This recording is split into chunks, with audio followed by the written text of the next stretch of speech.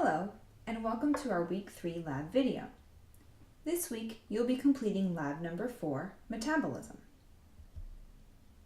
Metabolism describes the process of converting energy within the organic molecules that we eat, like sugars, into a form of energy that cells can use. Do you know what form of energy I'm referring to? Take a minute to think of an answer.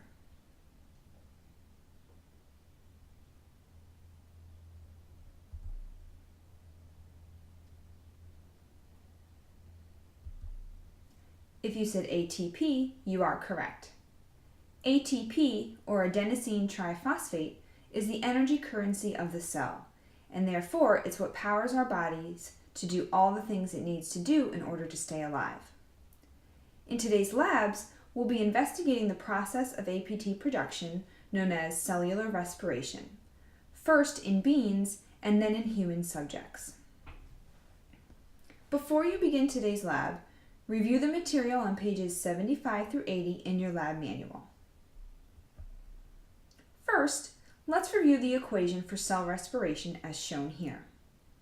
The cells in your body take the glucose you eat and combine it through a 3-step process with water and oxygen to convert the energy into ATP, water, and carbon dioxide. For both experiments, we'll be measuring the amount of carbon dioxide produced as a way to monitor the process of cell respiration.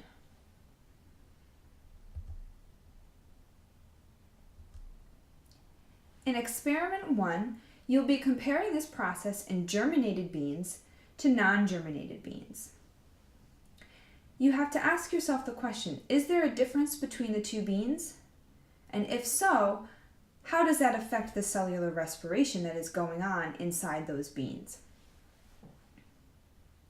To do this experiment, we will use a color indicator called bromothymol blue. This indicator changes color as the pH of the solution changes.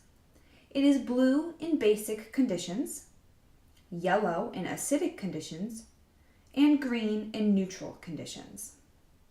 So, as carbon dioxide is produced through cell respiration, it combines with the water in your experiment to form carbonic acid. This acid shifts the conditions towards a more acidic pH.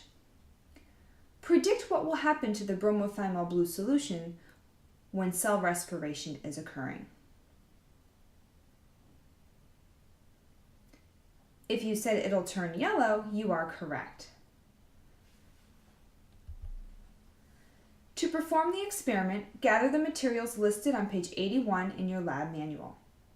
The first step after labeling all your beakers is to soak your beans for the germinated conditions for 24 hours.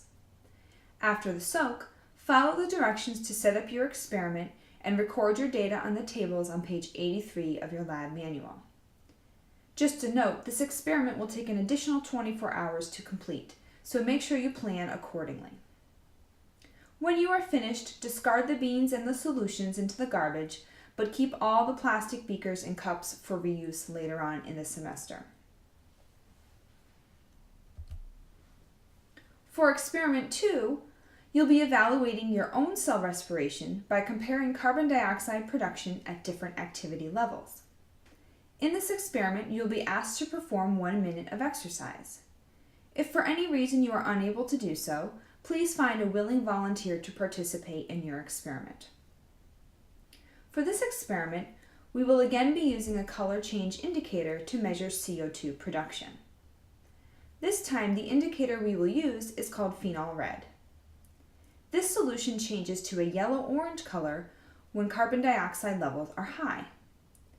You will be using a straw to breathe out into the solution present in the Erlenmeyer flask and thereby measuring your carbon dioxide levels. Make sure you are only breathing out into the solution, not in. What will happen to the color of the phenol red as you have increased carbon dioxide production? If you said the color should shift to yellow, you are correct. After collecting the materials listed on page 85 of your lab manual, set up the experiment as instructed.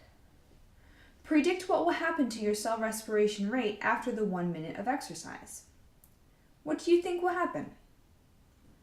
Collect your data on page 86 in your lab manual and answer any questions. Again, all materials can be discarded down the drain, but keep any plastic containers that you use for later on. Once you've finished the experiments, go on to Blackboard and complete Lab Report 3. And as always, if you have any questions, don't hesitate to ask.